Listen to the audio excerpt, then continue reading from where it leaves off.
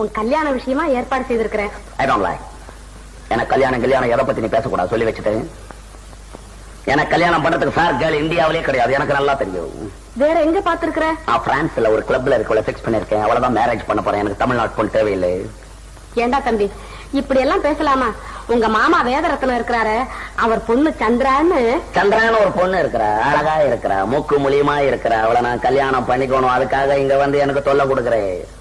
கல்யாணமா கல்யாணம் எதுக்கு பண்றதுன்னே இந்தியாவில இன்னும் சரியா தெரியாது. எனக்கும் வயசாயி போச்சு இல்ல? உனக்கு வயசாயிடுச்சுன்றதுக்காக நான் கல்யாணம் பண்ணிக்கணும் இல்ல? என் மூச்சு இருக்கிறப்ப எப்படி ஒவ்வொருத்தர் மூச்சுக்கும் கல்யாணம் பண்ணிக்கிட்டு என் மூச்சு என்ன வருது? மோகன், நீ கல்யாணம் செய்துக்குத்தான் வேணும். சரி செஞ்சுக்க போ. செஞ்சுக்க போ. பெரிய தொல்லை. கல்யாணம் செய்து கொண்டுதான் மனிதன் வாழ்க்கை நடத்த வேண்டும் என்பது இந்த நாட்டு சட்டம்.